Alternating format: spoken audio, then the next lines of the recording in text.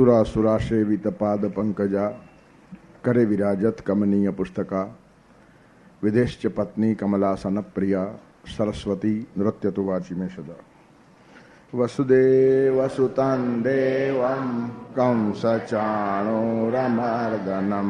देवकी परमानन्दं कृष्णं वन्दे जगद्गुरुं मनुष्याणां सहस्रेषु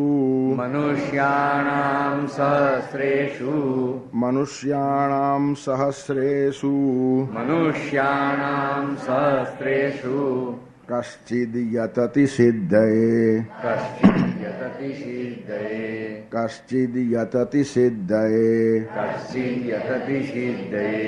यततामपि सिद्धानां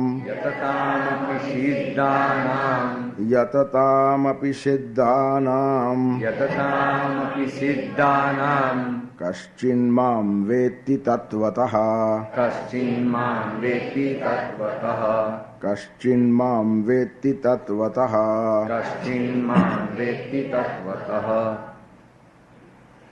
असंशयम समग्रम माम यथा ज्ञास्यसि तत्शृणु. સંપૂર્ણ રૂપે તું મને કેવી રીતનું જાણી શકશે તે તને હું કહું છું. જ્ઞાનમ વિજ્ઞાન સહિતમ, ખાલી જ્ઞાન નહીં, વિજ્ઞાન સહિત અનુભવજન્ય વાત, પ્રાયોગિક વાત તને કહું છું. અને આટલું જ નહીં, યજ્ઞાત્વા નેહ ભૂયોન્યત જ્ઞાતવ્યમ અવશિષ્યતે. જે જાણ્યા પછી કશું જાણવાનું બાકી નહીં રહે. એટલે કેટલી મોટી વાત ભગવાન આપી દેવા માંગે છે. આપણે ઘણું બધું જાણીએ છીએ છતાં બધું જ જાણવાનું બાકી રહી ગયું છે એમ જીવનના અંતકાળે લાગે છે. રવિન્દ્રનાથ ટાગોરે ઘણા બધા ગીતો લખ્યા છે, 6,000 જેટલા. એમના અંતિમ સમયે કોઈ એમની પાસે ગયું અને કીધું એમને કે તમને કેટલી તૃપ્તિ, સમાધાન લાગતું હશે. 6,000 તમે ગીતો લખી નાખ્યા. કવિતા એ ઈશ્વરનો પ્રસાદ છે. કાવ્ય જીવનમાં એમને એમ પ્રગટતું નથી. તેથી કવિ જીવનની ઊંચાઈ ઉપર જાય તો ઋષિ થઈ જાય. આપણે ત્યાં કવિ અને ઋષિમાં બહુ ભેદ પણ નથી. કવિર મનીષી પરિભૂ સ્વયંભૂ, ઈશાવાસ્ય ઉપનિષદ કહે છે સાચો કવિ એ ઋષિ જ છે. પણ છે ઓછા નામે ઋષિની હાઈટ પર કવિ ન પહોંચે તો પણ જ્યારે સર્જન કરતો હોય ને ત્યારે પરમાત્માની બહુ પાસે હોય છે.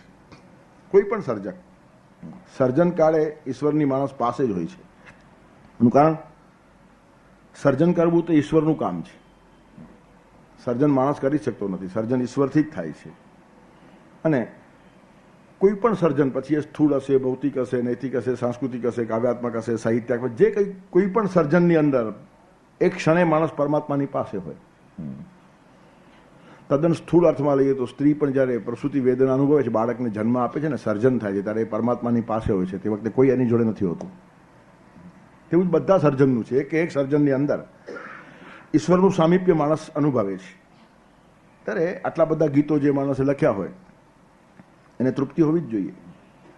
ત્યારે ટાગોરે બહુ સરસ કીધું કે તૃપ્તિની તું ક્યાં વાત કરે છે. એ ગીતો તો જિંદગીભર આટલા બધા એટલા માટે લખ્યા કે એકાદ ગીત એવું લખાય કે જે મને પણ અને ભગવાનને પણ સ્પર્શે. એટલે આ તો બધું સાજ મિલાવવામાં 6,000 ગીતો ગયા છે. હજી જે મારે કહેવું તે તું કહી શક્યો નથી. ત્યારે કહેવાનું તાત્પર્ય 6,000 ગીતો લખીને પણ જે લખવાનું હતું તે બાકી રહી ગયું. એમ જો આટલા મોટા માણસને લાગતું હોય તો સામાન્ય માણસનું ગજું શું?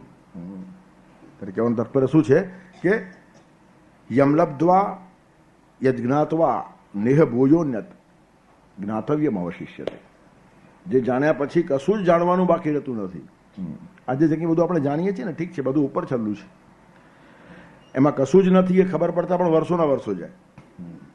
કેટલો વિદ્વતાનો માણસને ઘમંડ હોય, મારા જેવું કોઈ નહીં, સદદર્શન શાસ્ત્રો ભણી નાખ્યા ને, હવે વેદો વાંચી નાખ્યા ને, ફલાણું કરી નાખ્યું ને, ઉપનિષદો જોઈ નાખ્યા ને, પાશ્ચાત્ય તત્વ ચેતવેતાઓને વાંચી નાખ્યા ને, કશું કઈ નહીં. એ બધા બહારના મલમપટ્ટા છે, અંદર જ્યાં સુધી ઉગતું નથી ને.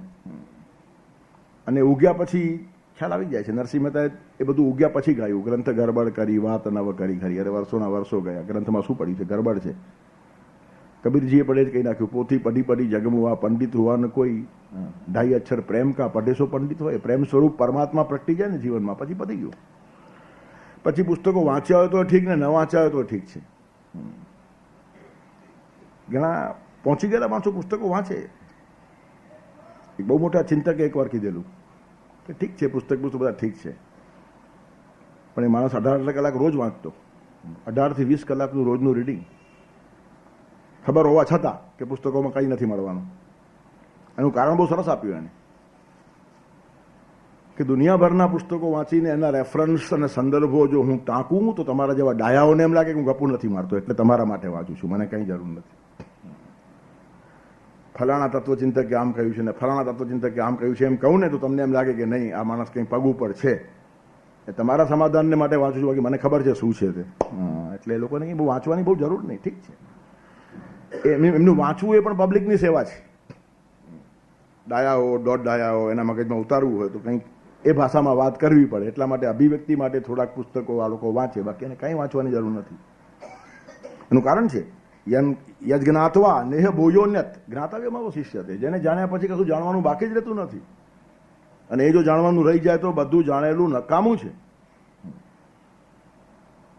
એ છે પરપંચ સૌ પેટ ભરવા તણા. નરસિંહ મહેતા તો ગજબ લખી નાખ્યું છે. પછી પેટ ભરવાને માટે પોથીઓ વાંચે, કે લોકોમાં પોથી નિષ્ઠા છે, ગ્રંથ નિષ્ઠા છે. કોઈ વેદને માને, કોઈ ગીતાને માને, કોઈ બાઇબલને માને, કોઈ કુરાનને માને, કોઈ ગ્રંથ સાહેબને માને, કોઈ ધમ્મપદને માને, કોઈ ગાથાઓને માને. અનંત વાતો છે. તે ભાષામાં લોકો પાસે વાત કરવાથી લોકો ખુશ થાય ને કશું કાપે. એટલે ચપટી લોટ મેળવવાથી વધારે કશું આમાંથી એ લોકો સાધી શકતા નથી. ત્યારે કહેવાનું તાત્પર્ય શું છે, આ બધું જ્ઞાન અતિશય ઉપર છેલ્લું છે. જ્યાં સુધી અંદરનો દીવો પ્રગટતો નથી. મૂળભૂત વાત છે તે બહુ જ મહત્વની છે, અને ગીતાકાર બહુ પિન પોઈન્ટ વાત કરે છે કે યજ્ઞાત્વા નેહ ભૂયોન્યત જ્ઞાતવ્યમ અવશિષ્યતે. યજ્ઞાત્વા જેને જાણી લીધું પછી ભૂય ફરીથી અન્યત બીજું કશું જ જ્ઞાતવ્યમ અવશિષ્યતે જાણવા જેવું રહેતું જ નથી. તેથી જાણવા જેવું કોઈ હોય તો તે પરમાત્મા છે, પરમ તત્વ છે. હવે સમગ્ર રૂપે પરમાત્મા ખબર પડે, જેને જાણ્યા પછી બીજું કોઈ જાણવા જેવું રહે નહીં, તો પછી માણસો જાણતા કેમ નથી? જેની એડવર્ટાઇઝમેન્ટ ભગવાન પોતે કરે,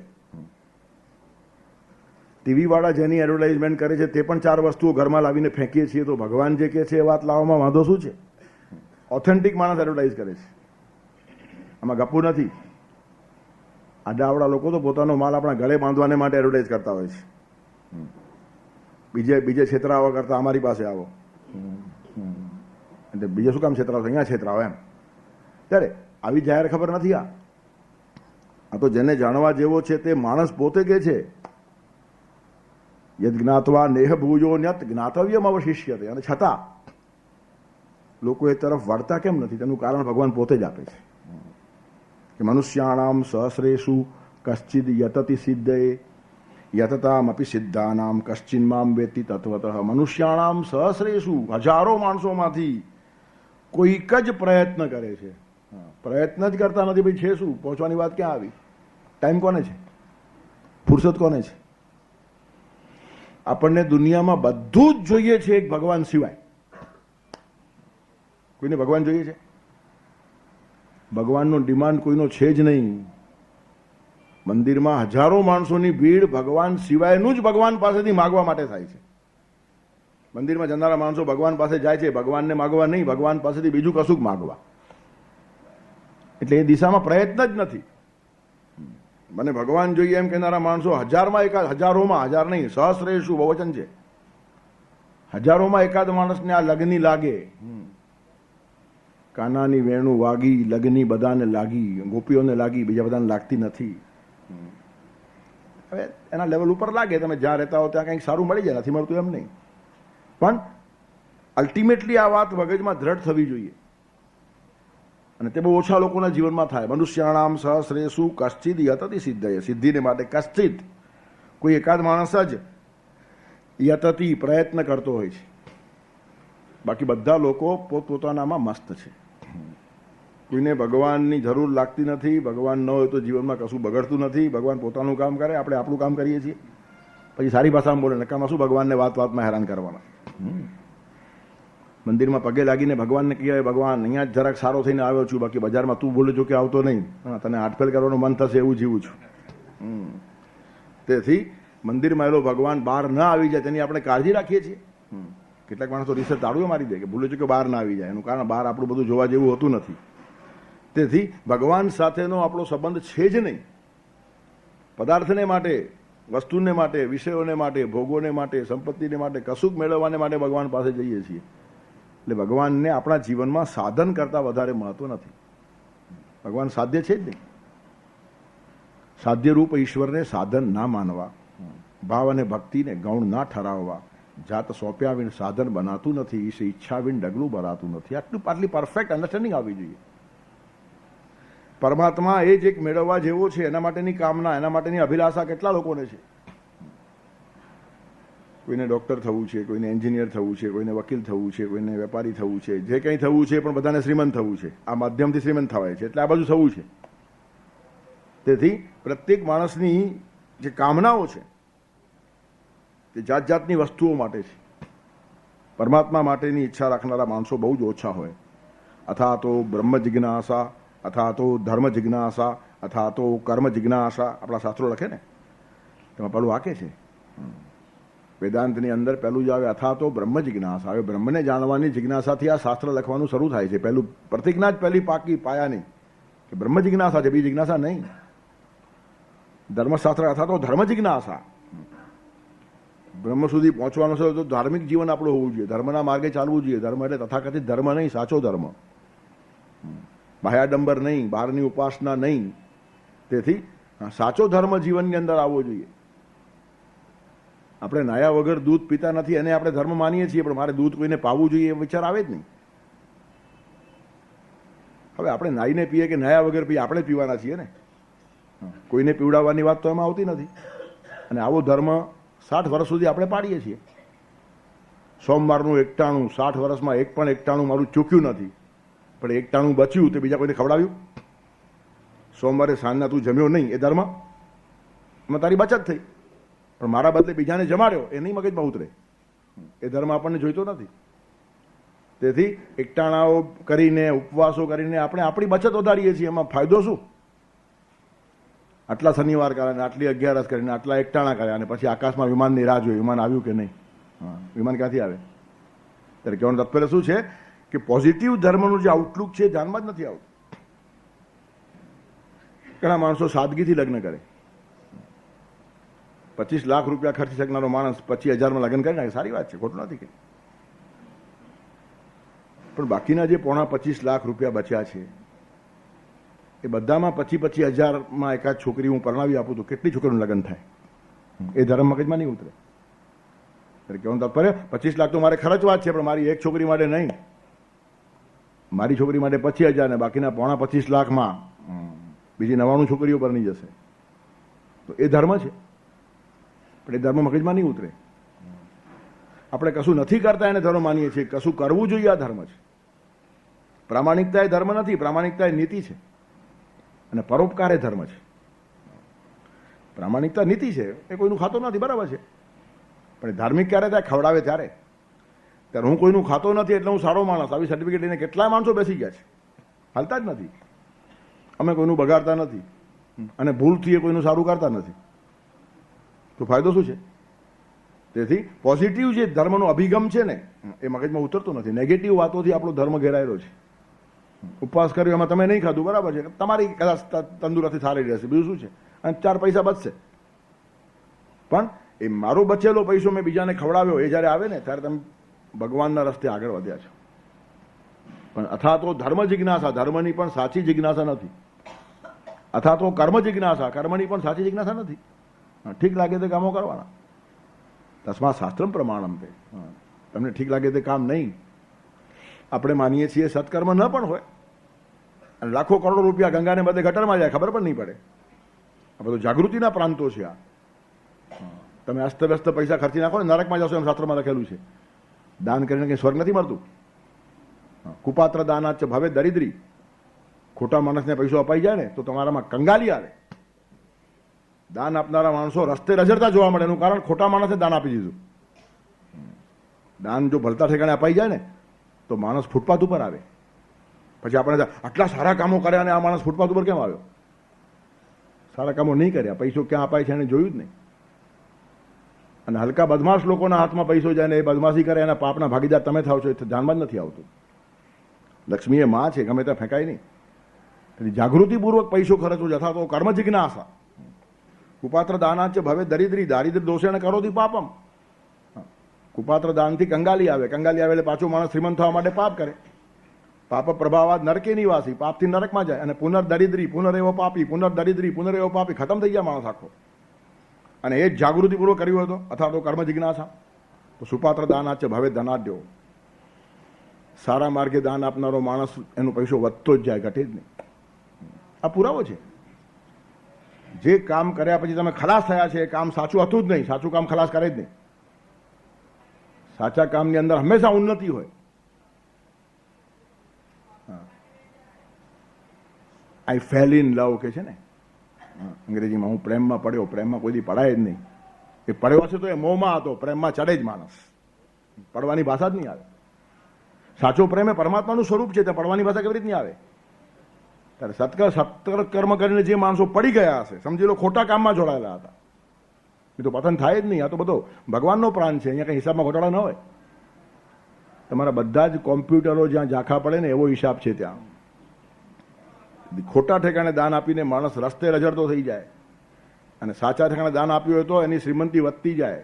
સુપાત્ર દાનાચ ભવે ધનાઢ્યો. અને પાછું એ ધનથી કરોતિ પુણ્યમ, ધન પ્રભાવે કરોતિ પુણ્યમ, પુણ્ય પ્રભાવાત સુરલોકવાસી સ્વર્ગવાસી. અને પાછો પુનર્ધનાઢ્યો પુનરેવ ભોગી, પાછો આવે તો પણ શ્રીમાન સુચિનામ શ્રીમતામ ગેહે યોગ ભ્રષ્ટો બી જાય તે.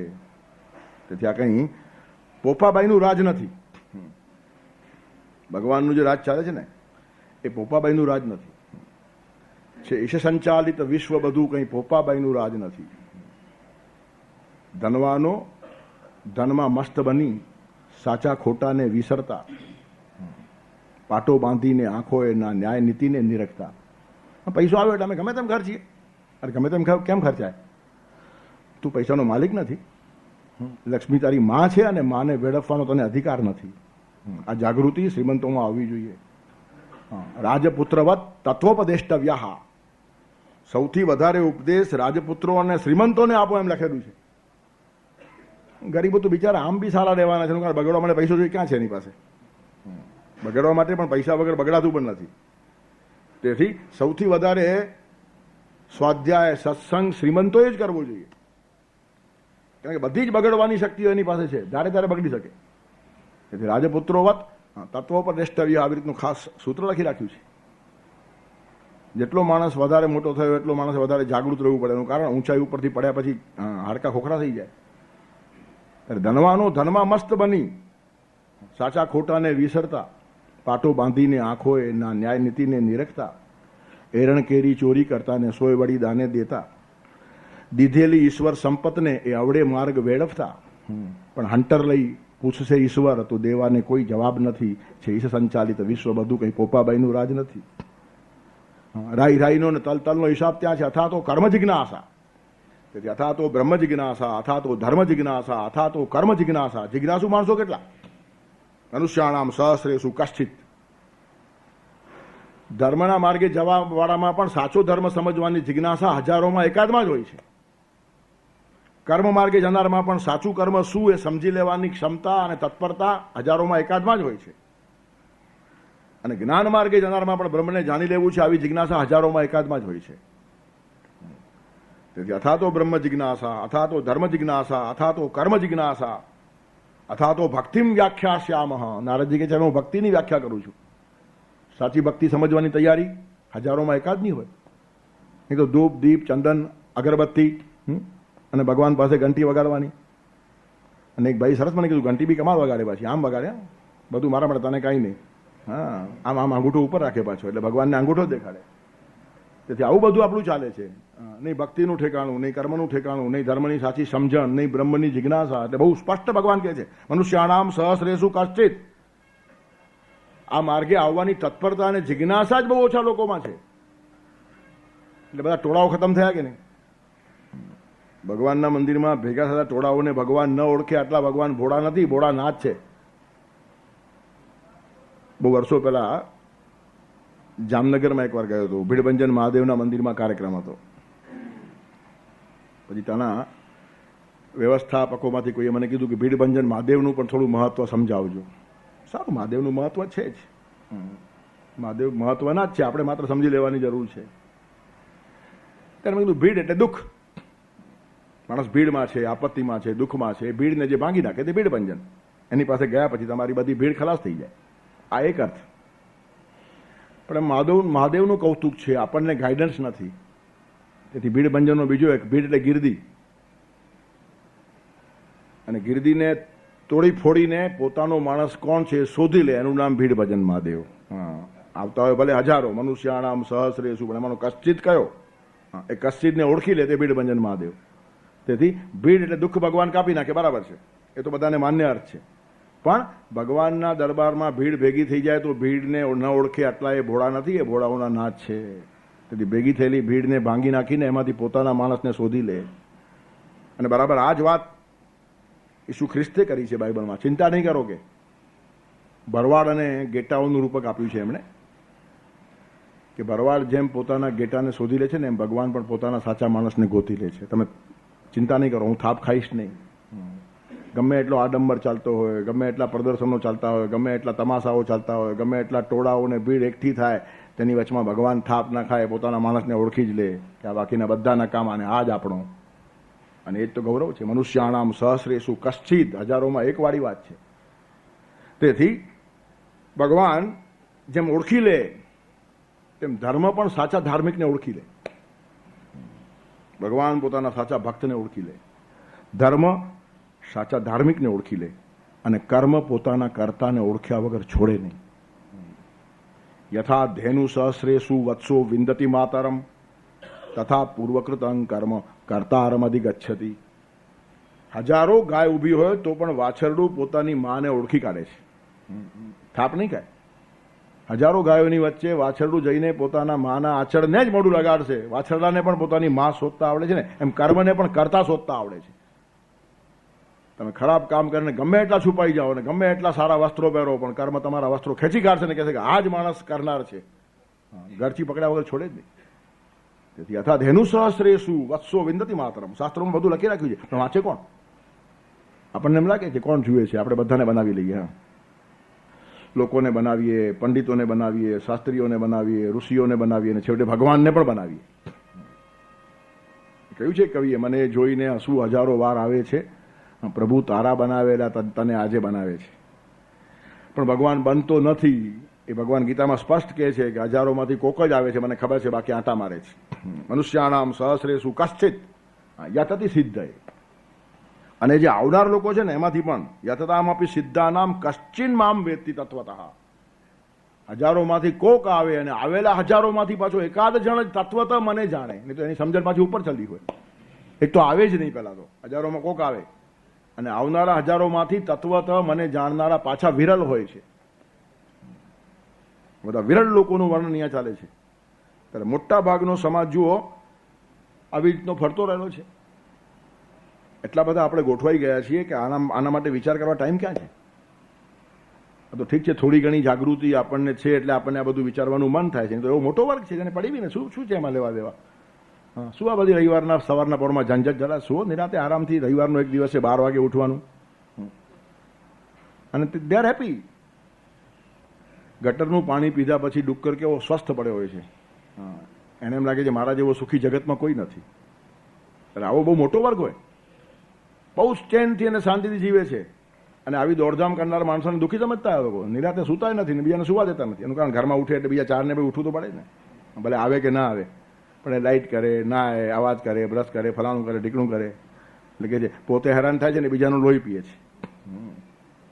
એટલે કહેવાનું તાત્પર્ય શું છે કે સ્વસ્થ અને શાંત અમે છીએ એમ માનનારો બહુ મોટો વર્ગ છે. એટલે એ તરફ જે અભિમુખ થવું જોઈએ ને તે જ માણસો ઓછા થાય છે.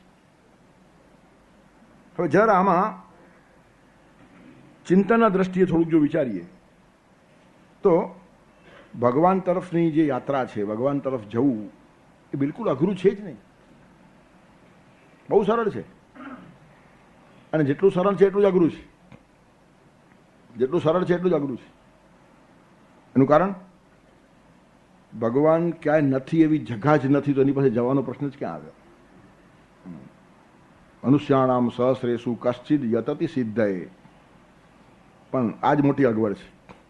બધે જ છે ને એ જ ભૂલાઈ જાય. તમે જો ઘણી વાર બહુ નજીકનો માણસ ભૂલાઈ જાય. તમે દૂર દૂરના લોકોને આમંત્રણ આપી આવો ને આને આમંત્રણ આપવું જ જોઈએ તમારા ધ્યાનમાં પણ ના આવે. એનું કારણ આમંત્રણ આપવા જેટલો પણ દૂરનો સંબંધ તમને લાગતો નથી, અને એ માણસને ઓચિંતું મનમાં પકડાઈ જાય. બધાને કહ્યું મને જ નહીં કીધું, એટલે પાસેના માણસને ભૂલી જવાની સંભાવના વધારે. અને ભગવાન જેટલો પાસે કોઈ નથી. સૌથી નજીકમાં નજીક કોઈ હોય તો પરમાત્મા છે, અને પાસે હોય તેની શોધ શું કરવાની? તેથી શોધ કરવાનો પ્રયત્ન કોઈ માણસ કરતું જ નથી. શોધ તો જે ન હોય તેની કરવાની હોય તેની શોધ શું કરવાની? ત્યારે ઉપલબ્ધ વસ્તુને માટેની જે આસક્તિ માણસની બહુ હોતી નથી. અનુપલબ્ધ વસ્તુઓ તરફ માણસ હંમેશા દોડતો હોય. આ માણસનો સ્વભાવ છે, મનનો સ્વભાવ છે. ત્યારે આ તો છે જ, મોજૂદ જ છે. અને સાંખ્ય સૂત્ર છે, અતિ દૂરાત અતિ સામ્યાત. કઈ કઈ વસ્તુઓ દેખાય નહીં. અતિ દૂર હોય તે ન દેખાય, અને અતિ પાસે હોય તે ન દેખાય. કોઈ માણસ જતો હોય રસ્તા ઉપર, તમે એના સામે જોયા કરો. રસ્તો એકદમ સીધો ને સ્ટ્રેઇટ હોય ને તો પણ ફરલાંગ બે ફરલાંગ પછી નહીં દેખાય. સીધા રસ્તા ઉપર પણ થોડો લાંબો માણસ ચાલે ગયો, ગલીમાં વળી ગયો, સવાલ જ નથી, તરત ન દેખાય. પણ સીધો જતો હોય ને તો પણ ધીરે ધીરે અંતર્ધાન થઈ જાય. ત્યારે અતિ દૂરની વસ્તુ દેખાતી નથી, અને અતિ પાસેની વસ્તુ પણ દેખાય નહીં. તમારા આંખમાં કંઈક અસ્તર પડી જાય, તમને દેખાય નહીં, સામેવાળાએ જોવું પડે. ત્યારે બીજો માણસ જોઈને અસ્તર કાઢી આપે, તમને દેખાતો નથી. એનું કારણ આંખની એકદમ પાસે આવ્યો. પણ પરમાત્મા એટલા બધા પાસે આવ્યા છે કે આંખનું કસ્તર પણ આટલું પાસે આવી શકતું નથી. આટલા પાસે છે, અને પાસેની વસ્તુ દેખાય નહીં. આ સાંખ્ય સૂત્ર છે. અતિ દૂરાત અતિ સામીપ્યાત ઇન્દ્રિય ઘાતાત વ્યવધાનાત મનોનવસ્થાનાત. ઘણા કારણો આપ્યા છે. ઇન્દ્રિયને આઘાત થયો, આંખ ફૂટી ગયો, કેમ દેખાય? ના દેખાય. વ્યવધાનાત, વચ્ચે દિવાલ આવી ગઈ, ના દેખાય. દિવાલની પાછળનો માણસ દેખાતો નથી. વ્યવધાન આવી જાય, ઇન્દ્રિયનો ઘાત થાય. મનોનવસ્થાત, મનની અવસ્થા ન હોય, મન બીજે ભટકતું હોય, સામે ઉભેલો માણસ દેખાય નહીં. સામે ઉભેલો માણસ દેખાય નહીં. હમણાં એક ઘટના બની, કચ્છમાં ગયો હતો. ટેક્સીવાળો ટેક્સી ચાલતો એની બાજુમાં હું બેઠેલો હતો. સામેથી એક બસ આવતી હતી. બસનું અંતર 100 ફૂટનું હશે, અને બરાબર બસની સામે ટેક્સી ચાલતી હતી. ટેક્સીવાળો આખી રાઈટ સાઈડ ઉપર, લેફ્ટમાં રહેવું જોઈએ પણ રાઈટમાં. હવે તો રસ્તો ખુલ્લો એટલે ગમે તે બાજુ ચાલે એ લોકો.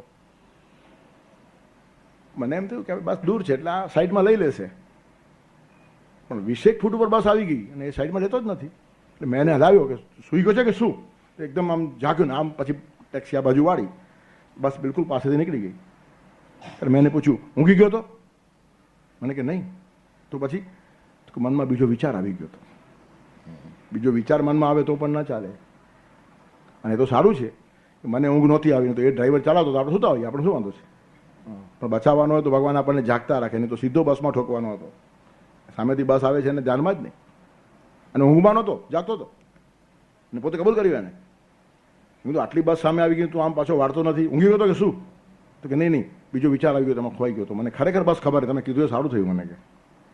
કે મન જો બીજે હોય ને તો માણસ મરે તે પણ ખબર ન પડે. મનો અનવસ્થાનાત, તેથી ઇન્દ્રિયનો ઘાત થાય, મનનું ઠેકાણું ન હોય, વ્યવધાન વચ્ચે આવી જાય, બહુ દૂર હોય, બહુ પાસે હોય, કેમ કેમ ન દેખાય ને તેનું પણ વિવેચન છે. ભારતીય શાસ્ત્રોએ ગજબની સાધના અને પરંપરા સર્જી છે વર્ષોથી. એનો અભ્યાસ જો માણસ કરે ને તો આપણા ધ્યાનમાં આવે.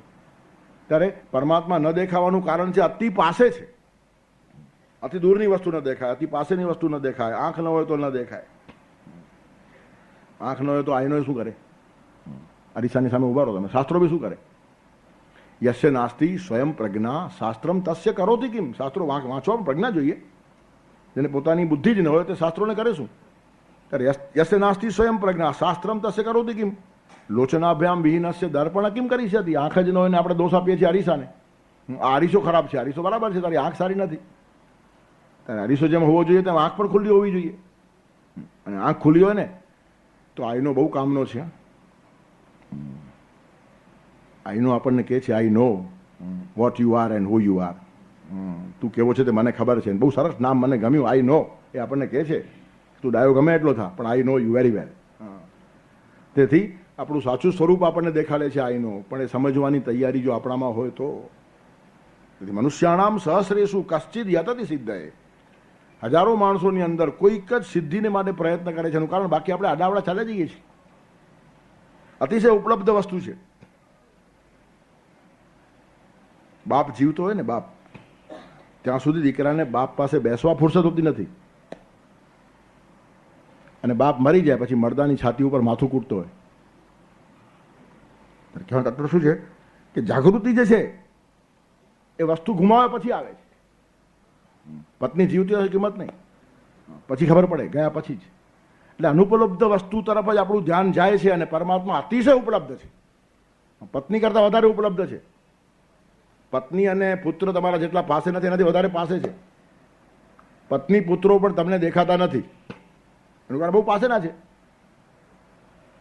તમે બહારના 1000 માણસોને સમજાવવાનો પ્રયત્ન કરશો, પણ ઘરના માણસની વાત તમે સાંભળવા કે સમજવા તૈયાર જ નથી. હમણાં એક નાટક ચાલે છે, આવે છે, ગાંધી વિરુદ્ધ ગાંધી. ગાંધીજી એ આખી દુનિયાને સમજી અને સમજાવી, પણ પોતાના દીકરાને જોઈએ એટલો ટાઈમ નહીં આપી શક્યા અને નહીં સમજાવી શક્યા. તો પરસ્પર વિરોધી બે પાત્રો ઊભા થઈ ગયા. બાપ દીકરાની અંદર ઉત્તર દક્ષિણનું અંતર પડી ગયું. એમાં ગાંધીજીનો દોષ છે એમ નહીં, સમય જ ના મળે. સામેના માણસને મારે સમજવો છે. કેટલીક વાર સિદ્ધાંતોમાં એક જડતા આવી જાય. મોટા થયા પછી કોઈ પણ માણસને નાનો સમજવાનો આપણને અધિકાર નથી. એનું કારણ સર્વમાં પરમાત્મા છે. તેથી અજાણતા પણ કોઈની ઉપેક્ષા થઈ જાય તો આપણા હાથે પાપ થઈ જાય ને પરિણામે સમાજમાં ઘણા બધા નુકસાનો થાય. ત્યારે કહેવાનું તાત્પર્ય શું છે? નજીકના માણસને ઓળખવું અતિશય અઘરો છે. જેટલો માણસ પાસે આવે એટલો માણસ ઓળખાય નહીં, તદ્દન સામાન્ય લાગે. અને સાચા માણસને આડંબરની ટેવ જ ન હોય. આડંબર હંમેશા ખોટા માણસો જ કરતા હોય અને તે જ સમાજની અંદર પ્રચલિત હોય. ચાલની નાણું કહેવાય. ત્યારે કહેવાનું તાત્પર્ય શું છે? ખોટા નાણાંને માણસ જલ્દી ચલાવવાનો પ્રયત્ન કરે. તમારી પાસે 1 રૂપિયો ખોટો આવી ગયો તો તમારી સૌથી પહેલો તમારો પ્રયત્ન એ છે કે આ રૂપિયો પહેલા ચાલી જાય. હવે સામેવાળો નહીં લેશે એવી તમને ખાતરી હોય તો બીજું તમે હાથમાં રાખો છો, પહેલા એ જ આપો છો. ઘૂસી ગયો તો વાંધો નહીં, તો પછી આ બદલી આપશું. એટલે ખોટાને ચલાવવાની પ્રવૃત્તિ આપણા મનમાં પહેલેથી છે, એટલે જ જગતમાં ખોટા માણસો ચાલે છે. ખોટો રૂપિયો સૌથી પહેલો આગળ ધરવાનો. ત્યારે સાચો રૂપિયો એની ઓલરેડી કિંમત છે જ. ત્યારે પરમાત્માની ખરેખર કિંમત છે, નજીકના માણસોની પણ ખરેખર કિંમત છે, પણ તે આપણને ઓળખાતા નથી. જીવતા દીધો સંતાપ, સેવા ના કીધી મા બાપની, અને મુવા પછી પ્રતિમા તનું પૂજન કર્યાથી શું થયું? એક ભાઈએ માને માટે કંઈક કાર્યક્રમ ગોઠવ્યો. બહુ સરસ કાર્યક્રમ થયો, મોટો કાર્યક્રમ થયો. પછી એક ભાઈએ મને કીધું કે માને માટે આ માણસ કાર્યક્રમ એટલા માટે ગોઠવ્યો છે કે સૌથી વધારે માને એણે ભજવી છે. પછી અંદર ખાય, ગયા પછી પોતાની જાતને સમજાવવાને માટે બધા પ્રયત્નો કરવા પડે. પણ એના કરતાં માં જીવતી હોત ત્યારે થોડુંક સમજ્યો હોત તો. ત્યારે જીવતા દીધો સંતાપ, સેવા ના કીધી મા બાપની, અને મુવા પછી પ્રતિમા તણું પૂજન કર્યાથી શું થયું? પછી એક બાપનું મોટું પૂતળું લગાડી દે મકાનના ગાર્ડનમાં. કશો અર્થ નહીં. તેથી ઉપલબ્ધ વસ્તુની કિંમત માણસને હોતી નથી, અને તેથી મનુષ્યાણામ સહસ્રેષુ કશ્ચિદ અતિ સિદ્ધે. પરમાત્મા અતિશય ઉપલબ્ધ છે, બહુ પાસેનો છે. એક ચર્ચની અંદર લગ્ન થતા, પાદરીએ લગ્ન કરાવ્યા. મનગમતા લગ્ન, પ્રેમ લગ્ન, બંને નક્કી કરીને પરણતા હતા. છતાં છોકરાના ચહેરા ઉપર આનંદ નહીં હતો. ત્યારે પાદરીએ પૂછ્યું, તારે મનગમતું પાત્ર મળ્યું છે, તારું ધાર્યું કામ થઈ ગયું છે, ઘણા લોકોની ઈચ્છા હોય તો થતું નથી, તારું થઈ ગયું, તો ચહેરા ઉપર ઉદાસી કેમ છે? તો કે નહીં, એને મેળવવાની જે તમન્ના હતી ને ખલાસ થઈ ગઈ. હવે શું? હવે મળી ગઈ. તેથી લૈલા અને મજનૂને જે લોકોએ મળવા નહીં આપ્યા તે લોકોએ એ બંને ઉપર ઉપકાર કર્યો છે કે બંનેનું આકર્ષણ એવું ને એવું રહ્યું. જેને પોતાની લૈલા મળી જાય છે તે ગામમાં બીજી લૈલાઓને જોતો ફરે છે.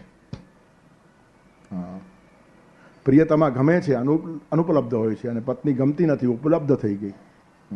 પ્રિયતમા પત્ની બની ગયા પછી એ મીઠાશ રહેતી નથી. એનું કારણ હવે ઉપલબ્ધ છે. ત્યારે નથી જે મળતું તેનું આકર્ષણ છે, ને મળ્યું છે તેને ભૂલી જવાનો માણસનો સ્વભાવ છે. અને પરમાત્મા એટલો બધો મળી ગયેલો છે કે મેળવવા જેવો લાગતો જ નથી.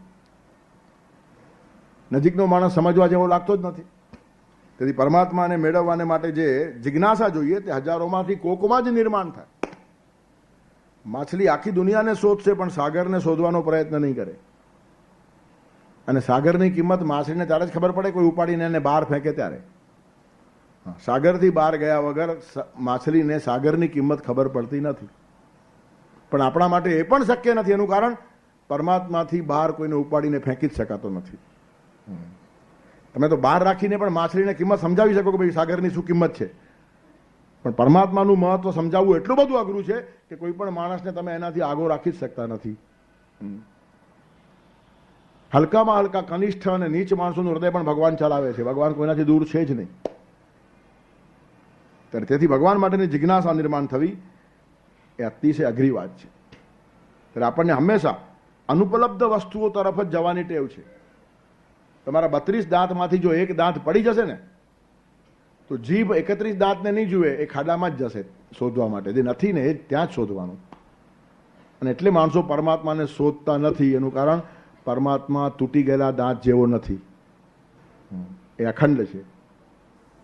ત્યારે ખંડિત થયા પછી માણસનું ધ્યાન જાય છે. આંખ ગયા પછી આંખની કિંમત ખબર પડે. ત્યાં સુધી કોઈ દિવસ ભગવાનને કહ્યું છે કે આવી સરસ આંખ ત્યાં આપી છે? કેટલો ફર્સ્ટ ક્લાસ કેમેરો છે, નેગેટિવ પોઝિટિવ તરત થઈ જાય બધું. કેમેરામાં નેગેટિવ પોઝિટિવ અહીંયા બી થાય છે, પણ આટલું સ્પીડી થાય છે ખબર પડે નહીં. તમને સામેનો માણસ પહેલાં ઊંધો દેખાય છે અને પછી સીધો થાય છે, પણ એટલું બધું સ્પીડી છે કે તમને સીધો જ દેખાય. અને પાછું કેમેરામાં અમુક જ તમારું વિઝન આવે, બધું નથી આવતું. સ્ટેજ પર જો વધારે માણસો થાય ને તો ફોટોગ્રાફર 2 ગ્રુપ પાડી નાખે.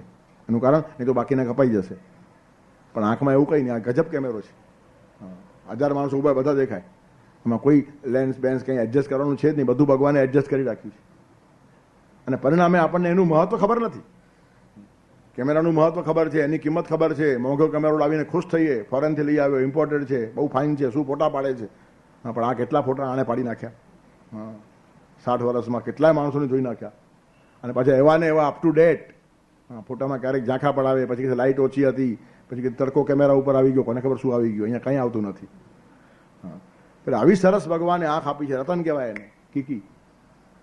એટલે કહેવાનું તાત્પર્ય, ઉપલબ્ધ વસ્તુની કિંમત જ ખબર નથી પડતી. ત્યારે ઉપલબ્ધ વસ્તુની કિંમત આપણને ખબર પડવી જોઈએ. પરમાત્મા ઉપલબ્ધ છે, એની કિંમત ક્યારે ખબર પડશે? તો એના માટે જે પાઠ ગૂંટવાનો છે તે આ, કે જેટલી જેટલી ઉપલબ્ધ વસ્તુઓ છે એની કિંમત સમજો તો જ પરમાત્માની કિંમત સમજાશે. અઘરો દાખલો પછી આવડે, પહેલા સહેલો દાખલો આવડવો જોઈએ. પરમાત્મા સૌથી વધારે ઉપલબ્ધ છે. હવે એની કિંમત ક્યારે ખબર પડશે? કે બધી જ ઉપલબ્ધ વસ્તુઓની કિંમત જ્યારે સમજાવવા લાગશે ને, મનને એવી ટેવ પડશે કે પાસેની વ્યક્તિ પણ મહત્વની હોય છે. કોઈ મહાત્મા જ મહત્વનો છે એમ નહીં. મારો પતિ પણ એટલો જ મહત્વનો છે, મારી પત્ની પણ એટલી જ મહત્વની છે, મારો છોકરો પણ એટલો જ મહત્વનો છે, મારો પડોશી પણ એટલો જ મહત્વનો છે. If you can't love your neighbour whom you see daily, how can you love God whom you have never seen? તમને રોજ દેખાતો તમારો પડોશી, તેના પર જો પ્રેમ કરવાની હિંમત નહીં હશે તો અદૃષ્ટ પરમાત્મા ઉપર પ્રેમ કરવાની શક્તિ આવશે ક્યાંથી? નથી દેખાતો એના ઉપર પ્રેમ કરવો છે તો દેખીતા માણસ ઉપર પ્રેમ કરો તો ધીરે ધીરે ત્યાં સુધી પહોંચાશે. ફ્રોમ નોન ટુ અનનોન એ શિક્ષણ શાસ્ત્રનો સિદ્ધાંત છે. નોન ટુ અનનોન, જાણીતી વાત ઉપરથી અજાણી વાત ઉપર જવાય. પરમાત્મા દેખાતો નથી, પણ અનેક સ્વરૂપે પરમાત્મા વ્યાપ્ત છે. તેથી સંતો ઋષિઓ બધા લોકો અભ્યાસ કરે છે. નજર નાખું ત્યાં હે નારાયણ વિધવિધ રૂપે ભાડું. તારા બધા જ સ્વરૂપ ઉપર પ્રેમ કરતા કરતા તારા ઉપરનો પ્રેમ સ્થિર થઈ જશે. તેથી ઉપલબ્ધ છે પરમાત્મા, એના ઉપર પ્રેમ કરવો હોય તો બધી ઉપલબ્ધ વસ્તુ ઉપર પ્રેમ કરો. પણ આપણને ઉપલબ્ધ વસ્તુ ઉપર પ્રેમ નથી, અનુપલબ્ધનું આકર્ષણ છે, અને તેથી જિંદગીભર આપણે સુખી નથી. ઝૂંપડપટ્ટી વાળો પણ સુખી નથી ને કરોડપતિ પણ સુખી નથી. બંને દુઃખી છે. ભિક્ષા પાત્રમાં ભિખારીને જે મળે છે તેનો એને સંતોષ નથી. અને તિજોરીમાં કરોડો રૂપિયા ભરનાર માણસની તિજોરી કોઈ દિવસ ભરાતી નથી. આ ભિક્ષા પાત્ર લઈને ભીખ માગે છે ને આ તિજોરી ભરીને પણ ભીખ માગે છે. કરોડપતિ માણસો પણ અબજપતિ લોકોના પગ જે રીતે ચાટતા હોય છે તે જોયા પછી આપ લાગે કે difference of degree and not of kind. ખાલી ડિગ્રીનો ફરક છે, કાઇન્ડનો કંઈ ફરક નથી. આય ભિખારી ને આય ભિખારી. હવે આ બિચારો ભિક્ષા પાત્ર લઈને માગે છે એટલે નાનો ભિખારી અને આ મોટો ભિખારી, ફરક પાડવો તો આટલો જ પડી શકે. આને 8 આના રૂપિયો જોઈએ છે અને આને 5-25 કરોડ જોઈએ છે, કયો મોટો ભિખારી? કોઈ વર્ચ્યુઅલી કોઈ ફરક નથી બંનેમાં. એનું કારણ બંનેને સંતોષ નથી. એ ધર્મ માર્ગમાં સંતોષ શા માટે જોઈએ? તમારા માઇન્ડને પોઝિટિવ બનાવવાને માટે. જે મળ્યું છે, ઉપલબ્ધ છે, એની મને કિંમત છે અને એમાં મને સંતોષ છે, એ તમારું મન જો વિધાયક થયું ને તો જ પરમાત્મા તરફની યાત્રા શરૂ થાય, ને તો નહીં થશે. એનું કારણ પરમાત્માને માટે સમય જ નહીં બચે. સંતોષને ઇટસેલ્ફ કોઈ વેલ્યુ નથી. સંતોષી માણસ આળસુ હોવાની પણ સંભાવના છે. સંતોષી માણસ નામર્દ અને કાયર હોવાની પણ સંભાવના છે. મળતું નથી તેથી જોઈતું નથી એમ બોલનાર માણસને અહીંયા કિંમત નથી. તેથી ભગવાન જે કહે છે ને બહુ સમજી લેવા જેવું છે. એ તો ઘણા આળસુ માણસો દાસ મલુકાનો દુઓ બોલતા હોય છે. અજગર કરે ને ચાકરી, પંછી કરે ને કામ, દાસ મલુકા યું કહે સબકા દાતા રામ. સોઈ જાઓ ખાટલામાં. આળસુ માણસોને એ દુઓ બોલવાનો અધિકાર નથી. એ દાસ મલુકો ક્યાં પહોંચી ગયો છે તે ખબર પડવી જોઈએ. અજગર કરે ને ચાકરી, પંછી કરે ને કામ, એટલે કશું કરવાની જરૂર નથી. દાસ મલુકા યું કહે સબકા દાતા રામ. એ આળસુ માણસનું વર્ણન નથી, એ સમર્પિત માણસનું વર્ણન છે. તેથી ગમે તેની ભાષા ગમે તે માણસો બોલવા લાગ્યા છે. વ્યાસપીઠ આટલી ખુલ્લી થઈ ગઈ છે ને, અને પરિણામે વિચારોનો વ્યભિચાર સમાજમાં થયો છે.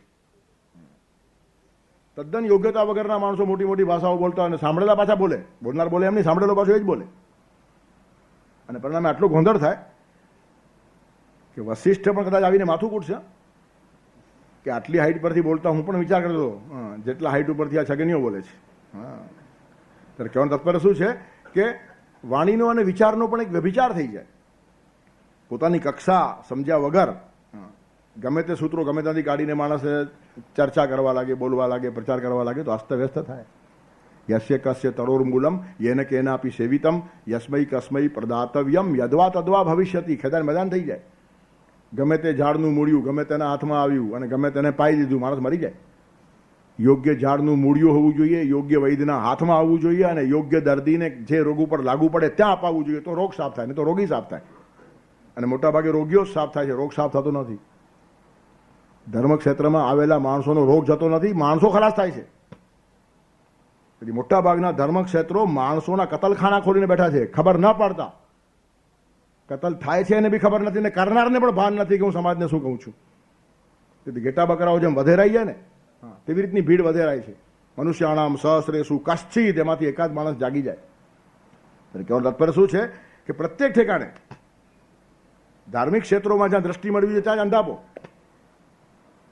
પેટ્રોલ પંપમાં જો પેટ્રોલ ન મળતું ગાડી ચાલે કેવી રીતની? બધા જ ધર્મક્ષેત્રો પેટ્રોલ પંપ છે. તમારા ગાડીમાં પેટ્રોલ પૂરીને ગાડી તમારી ધમધમાટ ચાલવી જોઈએ. પણ એવી રીતની જાગૃતિ આવતી જ નથી. એનું કારણ જાગૃતિ ના આવે એવી ઈચ્છા જ ત્યાં રાખવામાં આવે. એનું કારણ પોતાની કક્ષા પણ એટલી બટકીને વામણી હોય કે લોકો જાગી જાય તો એને હેન્ડલ કરવા આગ્રહ પડે. મને કીધેલું એક બહુ મોટા ઓફિસરે કે અમારી ઓફિસમાં એક ધ્યાન રાખવું, બસ એવા માણસોને રાખવાના જેને ન્યુસન્સ વેલ્યુ ન હોય. ન્યુસન્સ વેલ્યુ ન હોય તો બોલવાની ભાષા છે, પણ જેનામાં અક્કલ ઓછી હોય, હોશિયારી ન હોય, મને પણ શીખવી શકે એવો ન હોય, એટલે બોઘાઓને રાખવાના. એનું કારણ બોઘા ઉપર બેસવું છેલ્લું. હોશિયાર માણસો ઉપર શાસન કરી શકે ને એ મોટો માણસ કહેવાય. એટલે કહેવાનું તાત્પર્ય ન્યુસન્સ વેલ્યુ ન હોય. કચ્છી ભાષામાં કેવું હોય તો જેમે ટપ્પર નવે, એવા માણસો ત્યાં બેસાડી દેવાના કે જેનામાં ટપ્પર જ ન હોય. એનું કારણ તો જ આપણી દાદાગીરી ચાલે.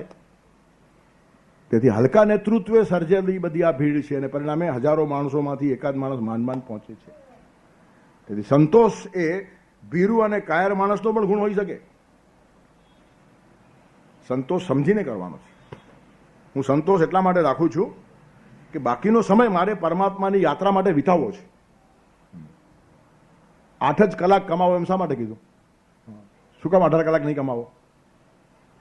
18 કલાક તમે કમાવી શકો, એમાં કંઈ મોટી વાત નથી. પણ કંઈક મર્યાદા બાંધશો ને તો જીવનના બીજા દરવાજાઓ ખુલશે અને નવું જીવન જીવી શકશો. ભૌતિક જીવન જીવવાનું છે, આપણને સવાલ નથી.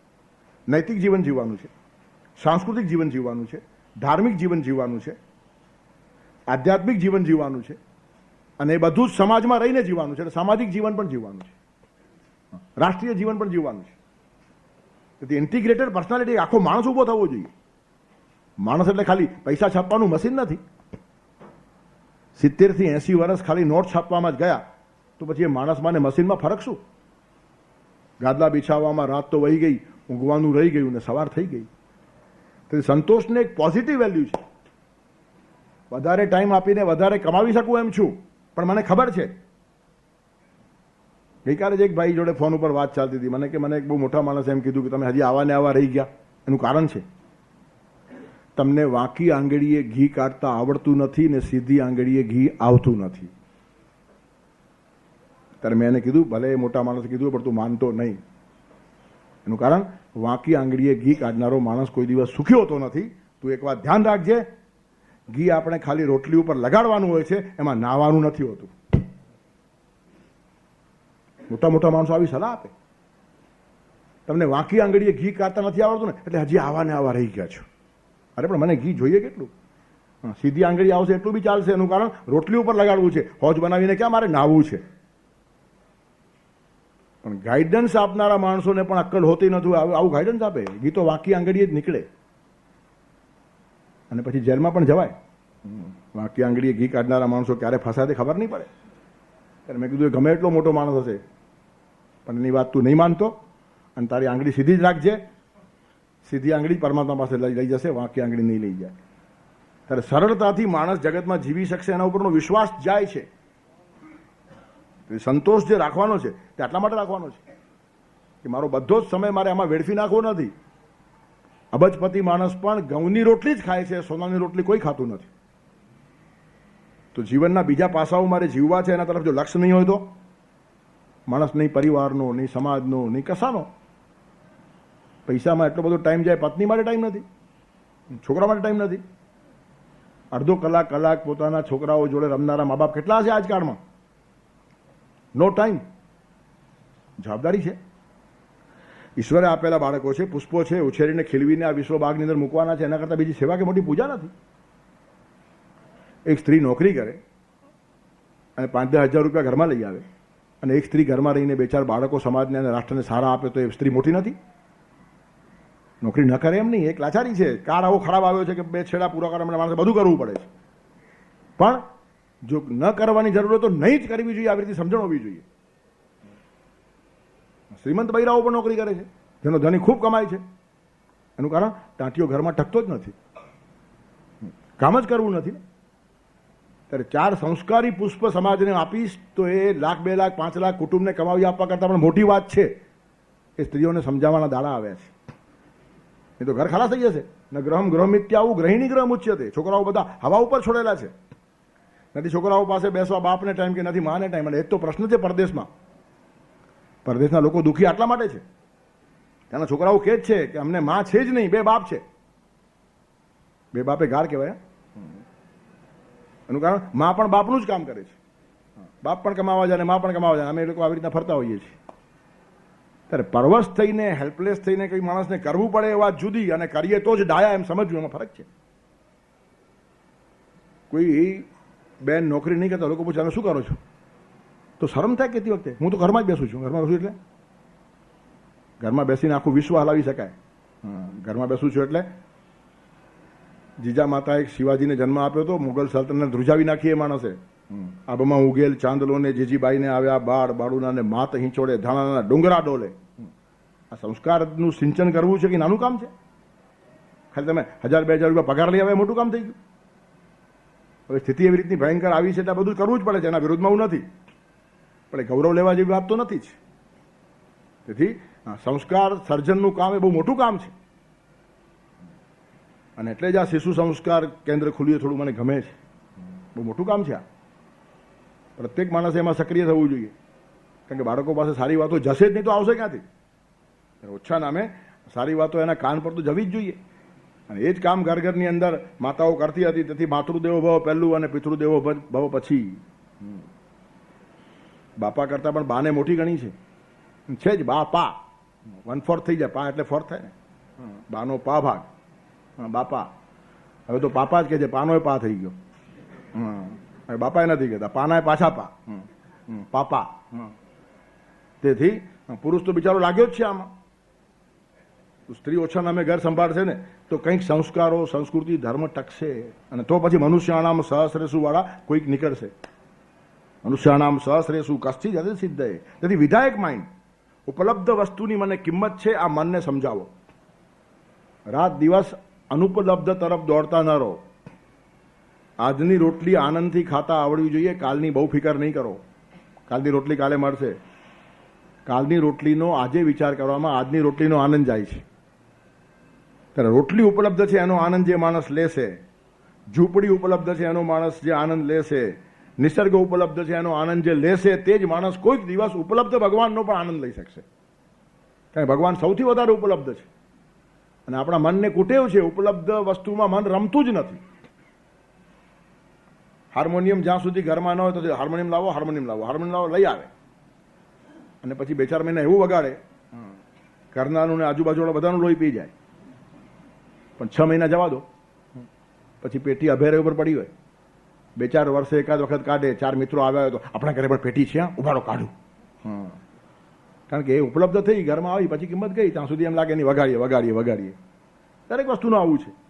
તેથી ઉપલબ્ધ વસ્તુમાંની આનંદ લેવાની ક્ષમતા આપણે ખોઈ નાખી છે. અને પરમાત્મા સૌથી વધારે ઉપલબ્ધ છે. જે માણસ સંતોષી થઈને ઉપલબ્ધ વસ્તુમાં આનંદ મેળવશે તે માણસ પરમાત્મા તરફ જશે. તેથી સંતોષની કિંમત છે, ખાલી સંતોષની નહીં. સંતોષ એટલે આળસ નહીં, સંતોષ એટલે કાયરતા નહીં, સંતોષ એટલે નામર્દાનગી નહીં.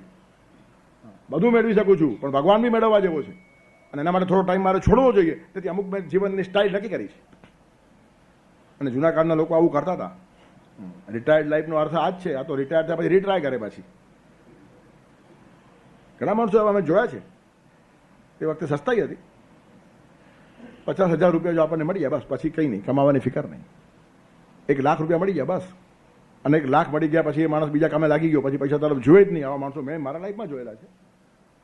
કંઈ અગવડ નથી. હવે શું છે, હવે ઢગલો મોટો મોટો મોટો કરીને શું, આપણી પર નજર નહીં પહોંચે એટલો ઊંચું પાળ કરવાનો. કોઈ ઠેકાણે બીજી જીવનની એક ધારા છે, એની સમજણ જો આવે તો જ એનો પ્રવાસ શરૂ થાય. પરમાત્મા તરફનો માર્ગ કઠિન એટલા માટે છે કે આપણે જ પીઠ ફેરવીને ઊભા છીએ, એ દૂર નથી. આપણું મોઢું મંદિર તરફ હોય તો એ પાસે છે, પણ આપણું મોઢું દુનિયા તરફ છે, તેથી એ દૂર છે. મંદિર તમારી પાછળ જ છે 10 ડગલા ઉપર, પણ તમે આમ ચાલવા લાગો તો મંદિર આવશે, પણ આખા પૃથ્વીની પ્રદક્ષિણા કરીને પછી આવશે. એનું કારણ પૃથ્વી ગોળ છે. તેથી મંદિર તરફ પીઠ રાખીને ચાલશો તો પાછા મંદિર તરફ આવશો, પણ એક 84 લાખના ફેરામાં ફસવું પડશે. ત્યારે જરાક પીઠ ફેરવો ને તો અહીંયા જ ઊભો છે. ત્યારે મંદિર તરફ જે મોઢું કરે એના માટે યાત્રા સહેલી છે, અને મંદિર તરફ પીઠ રાખે એના માટે અઘરી છે. મનુષ્યાણામ સહસ્રેસુ કશ્ચિદ યતતિ સિદ્ધયે, અને યતતામ અપી સિદ્ધાનામ કશ્ચિન મામ વેતિ તત્વતઃ. પોઝિટિવ વિધાયક મન થયું કે યાત્રા તમારી શરૂ થઈ ગઈ. પણ હવે યાત્રા કરનારામાં પાછા કોક જ પહોંચે. અહીંયા બીજી એક અગવડ આવે છે. ત્યાં થોડો અહંકાર નડે છે. તમે તમારા મનને સંતોષી બનાવ્યું, ભગવાનની શોધમાં તમે લાગી ગયા, તમારો થોડો વિકાસ પણ થયો. હવે યત્ન કરનારમાં પાછા બધા પડી જાય ને પાછો કોક જ પહોંચે. એનું કારણ ત્યાં અહંકાર નડે છે. સંશયગ્રસ્ત માઇન્ડ છે, સંકલ્પ કરે છે, સમર્પણ કરતું નથી. સાત્વિક વાતોનો બી અહંકાર આવે. હજારોમાં હું એક જ પહોંચ્યો છું, તારે કોલર ટાઈટ થાય, પડ્યો, પતી ગઈ વાત. ત્યારે હજારોમાં કોક પહોંચે છે, અને મોટા ભાગના પહોંચવાનો પ્રયત્ન કરનારા માણસો પડી જાય છે, ભગવાનને પામતા નથી. વિકાસ થાય થોડો ઘણો, સાચે રસ્તે ચાલે વિકાસ થાય જ, પણ પછી એક અહંકાર નિર્માણ થાય, એક અસ્મિતા નિર્માણ થાય. અમે બધા કરતા જુદા, આવી એક અસ્મિતા નિર્માણ થાય. સાંસ્કૃતિક જીવન સુધી અસ્મિતા ચાલે, અધ્યાત્મમાં એ છોડી દેવી પડે. એનું કારણ એ ક્લેશ છે. યોગ દર્શન કહે છે અવિદ્યા, અસ્મિતા, રાગ, દ્વેષ, અભિનિવેશ, પંચ ક્લેશાહ. અવિદ્યા, અસ્મિતા, રાગ, દ્વેષ અને અભિનિવેશ એ 5 ક્લેશ છે. ત્યારે અસ્મિતા હોવી જોઈએ, અસ્મિતા હોવી જોઈએ, અસ્મિતા હોવી ઠીક છે અમુક મર્યાદા સુધી, પછી અસ્મિતા છોડવી જોઈએ, એ પણ શિક્ષણ આપવું જોઈએ, નહીં તો માણસો શેતાન થઈ જાય. પાયામાં ખાલી અસ્મિતા જો ભરવામાં આવે ને તો માણસો બગડી જાય. સમાજમાં રહી શકે નહીં આવા માણસો થયાનું કારણ પોતાને જ ડાયા સમજે. અમે એટલે શ્રેષ્ઠ, અમે એટલે અમારા જેવું કોઈ જ નહીં, અમે તો દુનિયાને બદલવા આવનારા માણસો. તેથી અસ્મિતાના કારણે પણ હજારો માણસો ખલાસ થઈ જાય. તેથી અસ્મિતા રાખવાની શરૂઆત અને પછી ભગવાનને સમર્પિત કરી દેવાની દીક્ષા, એ જો સાથે ન મળે ને, અસ્મિતા વધારવાની શિક્ષા અને સમર્પિત દેવાની દીક્ષા બંને માણસને મળવી જોઈએ. તેથી માણસ શિક્ષિત અને દીક્ષિત હોવો જોઈએ. વિદ્યા વ્રત સ્નાતક, ખાલી વિદ્યા સ્નાતક નહીં, વિદ્યા સ્નાતક અને વ્રત સ્નાતકની ભારતમાં કિંમત છે. તો જે અસ્મિતાનું સમર્પણ કરતા આવડવું જોઈએ. જૈન ધર્મની અંદર પહેલા તીર્થંકર થયા જે આદિનાથ ઋષભદેવ, એમના 101 છોકરાઓ હતા અને બહુ મોટો માણસ, આદિપુરુષ જૈન શાસનનો. એમના ઘણા બધા દીકરાઓએ દીક્ષા લીધી. તેમાં એક બાહુબલી હતા, એમણે લીધી નહીં અને પછી મોડેથી એમને મન થયું, પછી સંકોચ થયો. એનું કારણ નાના નાના ભાઈઓએ પણ દીક્ષા લીધી હોય. હવે આમ મોટો ભાઈ સિનિયર કહેવાય, પણ દીક્ષાના ક્ષેત્રમાં પહેલો દીક્ષા લેનાર પહેલો માણસ, પહેલો સિનિયર કહેવાય, એટલે એને પગે લાગવું પડે નાના ભાઈને. જે દીક્ષા પહેલી લે માણસ મોટો, ઉંમરથી આ મોટો, એનું કારણ જગતમાં પહેલો આવ્યો, પણ દીક્ષામાં આ મોટો, એનું કારણ દીક્ષા પહેલી એને લીધી છે. તે દીક્ષા પછીની જે આયુષ શરૂ થાય એમાં બધા નાના ભાઈઓ મોટા ભાઈ થઈ ગયા. ત્યારે કે હું શા માટે એમાં પડું, હું ઇન્ડિપેન્ડન્ટ સાધના કરીશ, મને કોઈની જરૂર નથી. તેથી એકલા એકલા સાધના કરી એને, અને ઘોર તપશ્ચર્યા, હજારો વર્ષમાં કોઈ એકાદ માણસ માંડ કરે એવી તપશ્ચર્યા કરી છે. અને બધા મોઢામાં આંગળા નાખી જાય, દેવતાઓ પણ મોઢામાં આંગળા નાખે એવી એની તપશ્ચર્યા થઈ, પણ છતાં જોઈએ તે ઉપલબ્ધિ થતી નથી, ઘટના ઘટતી નથી. ઋષભદેવ આંખ બંધ કરે છે, તરત સમાધિ પુરુષ અને પોતાનો દીકરો ધ્યાનમાં આવ્યો. ત્યારે એ પોતાની દીકરીને કહે છે, એ પણ દીક્ષિત હતી, તું જરા જા, એનું કામ જરાકમાં અટક્યું છે. બહુ તપશ્ચર્યા કરી, બહુ સાધના કરી છે, પણ મેં તપશ્ચર્યા કરી છે એ તપશ્ચર્યાની પાછળનો હજી મેં કાયમ છે. હું તપસ્વી છું, હું મોટો છું, મેં આટલી સાધના કરી, એ પાછળનો મેં અને હું એ જ્યાંથી નીકળે નહીં ને ત્યાં સુધી પત્તો ખાય નહીં. ત્યારે તું જા ને એને એટલું કે આ પહાડ પરથી જરા નીચે ઉતર. પછી એ બેન ત્યાં જાય છે, જોઈને એપતાઈ જાય છે. એના કાનમાં પક્ષીઓએ માળા કરેલા, ઈંડા મૂકેલા, છતાં એને ખબર નહીં આટલો સ્વસ્થ માણસ બેઠો હતો. અને વર્ષોના વર્ષો ગયેલા. ત્યારે ત્યાં પહોંચીને પેલી બેન એક ગીત ગાય છે કે ભાઈ તું બહુ ઊંચો ચડ્યો, પણ જરાક હાથી ઉપરથી હેઠો ઉતાર. હવે સમજદારી બહુ થઈ ગયેલી, જ્ઞાન તો પુષ્કળ હતું, તપશ્ચર્યા પુષ્કળ હતી, પણ આ એક વાક્યની જરૂર હતી કે હાથી ઉપરથી હેઠો ઉતાર. અને એને થયું કયા હાથી ઉપર બેઠો છું, હું તો નીચે બેઠો છું જમીન ઉપર. તમારી બેન મને કહે છે કે હાથી ઉપરથી હેઠો ઉતાર, એમાં કંઈક રહસ્ય છે. પછી એને ધ્યાનમાં આવી ગયું કે મારો અહંકાર છૂટતો નથી. ત્યાં ને ત્યાં બેનને પગે લાગ્યો. બેન કીધે પતી ગયું, તું હાથી ઉપરથી ઉતર્યો અને ઘટના ઘટી ગઈ અને ઉપલબ્ધિ થઈ ગઈ. આ કથા એટલા માટે લખી રાખી છે કે આટલી સાધના કર્યા પછી પણ પહોંચતો નથી. કશ્ચિદ યતતી, એ સમર્પણ છે ને મોટી વાત છે. હા, હું કંઈક છું, મેં કંઈ કર્યું, એ તો છૂટે નહીં, ભરભરાનું છૂટે નહીં. ઉલટો જેટલો માણસ વધારે મોટો થાય ને એટલે એનો હું પણ મોટો થઈ જાય. એકલા માણસનો આટલો હું ન હોય, પણ જેમ મોટાઈ મોટાઈ મળે ને, હા હું તો કેટલો મોટો, લાખો માણસોને બદલી નાખ્યા મેં, એ અહંકાર ખાઈ નાખે એને. તપશ્ચર્યા જેમ તમારી વધે ને તેમ તમારો અહંકાર ક્ષીણ થવો જોઈએ. અહંકારને ક્ષીણ કરવાને માટે તપશ્ચર્યા છે, પુષ્ટ કરવાને માટે નહીં. તેથી યત્ન કરનારા હજારોમાંથી કોક પહોંચે છે. એનું કારણ યત્ન કરનારને સાધનાનો, તપશ્ચર્યાનો પણ એક અહંકાર આવી જાય છે, અને અહંકાર બાધક છે. તેથી ભગવાન પાસે કહેવું જોઈએ, હું અસહાય છું, હું નિસહાય છું, તારી કૃપા વગર મારો વિકાસ શક્ય જ નથી. મારી બધી સાધના અધૂરી છે. તું એમાં તારો પ્રસાદ ભળે ને તો જ એમાં પૂર્ણતા આવે. અને બરાબર મહાપ્રભુજી વલ્ભાચાર્ય આ વાત ઉપર અતિશય જોર આપ્યું છે. પુષ્ટિ માર્ગની એનો અર્થ જ આ પોષણમ તદ અનુગ્રહ. પુષ્ટિ એટલે ખાલી ખાઈ પીને શરીર પુષ્ટ થાય એવું નહીં, મંદિરનો પ્રસાદ ખાઈને લોકો પુષ્ટ થાય આવો લોકો અર્થ કરે છે. આવો અર્થ નથી. પુષ્ટિ એટલે પોષણ, અને પોષણ કયું? ભગવાનનો અનુગ્રહ. ભગવાનની કૃપાથી જ માણસનું પોષણ થાય. તમારું શરીર પણ ભગવાનની કૃપાથી પોષાય છે, મન પણ ભગવાનની કૃપાથી પોષાય છે, બુદ્ધિ પણ ભગવાનની કૃપાથી પોષાય છે. અને અહંકાર પણ તમે નમ્ર બની જાઓ, ભગવાનને સમર્પિત થઈ જાઓ તો જ ખલાસ થાય, નહીં તો અહંકાર ખલાસ થાય જ નહીં. અને અઘરામાં અઘરી વાત છે, બધું માણસ છોડી શકે, અહંકાર છોડતો નથી. એ પાલખી ઉપરથી માણસ ઉતરતો નથી. એ ભયંકર પાલખી છે અહંકારની અને અસ્મિતાની. એના પર ચડેલા માણસો વિકાસ સાધી શકતા નથી અને શ્રેષ્ઠ ઉપલબ્ધિને પામી શકતા નથી. ત્યારે હાથી ઉપરથી હેઠે ઉતરવું જોઈએ. બહુ ઊંચી કક્ષા આવી જાય માણસની. એક શાયર તો ભગવાનને કહી નાખે છે, તું પણ જરા હેઠો ઉતાર. પેલું કહે છે ને, ગોખથી હેઠે ઉતરો વાલા, ત્યાં તો ઈશ્વર લાગો છો, માનવ રૂપ ધરો છો ત્યારે કેવા સુંદર લાગો છો. ત્યારે ભગવાનને પણ જો જરા ભગવાન નીચે આવે તો વધારે ગમે આપણને. આપણને રામ કૃષ્ણ શા માટે ગમે છે? એ પાલખીમાંથી નીચે આવ્યા અને આપણા જેવા થઈને આપણા ભેગા રમ્યા. ત્યારે ભગવાન પણ જો નીચે આવે તો આપણને ગમે, તો આપણે પણ નીચે આવીએ તો ભગવાનને ગમીએ. ભગવાન પોતાના વર્તનથી આપણને દેખાડે છે. અવતાર એટલે શું? અવતરવું, નીચે આવવું. અવતારનો અર્થ જ નીચે આવવું. અવતરતી, જે નીચે ઉતર્યો તેનું નામ અવતાર. ત્યારે આપણને આનંદ આપવા માટે પરમાત્મા જો પોતાના સ્થાનથી નીચે આવતા હોય તો આપણે શું કામ અહંકાર રાખીને બેઠા છીએ? મનુષ્યાણામ સહસ્રેષુ કશ્ચિદ યતતિ સિદ્ધે. હજારો માણસોમાં કોઈક જ સિદ્ધિને માટે પ્રયત્ન કરે છે અને પ્રયત્ન કરનારાઓમાંથી કોઈક જ પહોંચે છે. એનું કારણ ત્યાં બાધક છે અહંકાર. તેથી વિધાયક મનથી પરમાત્મા તરફની યાત્રા શરૂ થાય. પોઝિટિવ જે છે એનો આનંદ, ઉપલબ્ધિનો આનંદ, એમાંથી સંતોષ પ્રગટશે અને સંતોષ ભક્તિ રૂપે પ્રગટશે, અસહાયતા અને લાચારી રૂપે નહીં. પોઝિટિવ એક અભિગમ જીવનનો થશે અને બીજું સમર્પિત વૃત્તિ આવશે. તેથી વિધાયક ઉપલબ્ધ વસ્તુમાં આનંદ લેવાની વૃત્તિ શરૂ થઈ કે આપણો પ્રયત્ન સાધના શરૂ થયો. અને ગમે એટલી ઊંચાઈ પર આવ્યા પછી સમર્પિત ભાવ જો મનમાં કાયમ રહ્યો તો તે તત્વ આપણને મળશે. કશ્ચિન મામ વેત્તિ તત્વત. તો જ તત્વત આપણે એને જાણી શકશું, નહીં તો જાણી શકાય નહીં. ત્યારે સાધના કરવાને માટે વિધાયક મન જોઈએ, સંશયાત્મક મન નહીં. અસંશયમ સમગ્રમાં આગળ ભગવાને બાંધી જ રાખી છે વાત. સંશય આવ્યો કે સંકલ્પ આવે, અને શ્રદ્ધા આવી કે સમર્પણ આવે. ત્યારે જે લોકો સંશય છે ને સંકલ્પ કરે છે, હું આ કરી દેખાડું, એમાં અહંકાર છે. ન શું થાય હું કરી દેખાડું, શોભતું નથી. એ નાની ભાષા છે, પહેલા શરૂઆતમાં ચાલે. હું એકડો લખી બતાવું એમ નાનો છોકરો કે શોભે, પણ પછી કક્ષા વધે કે નહીં?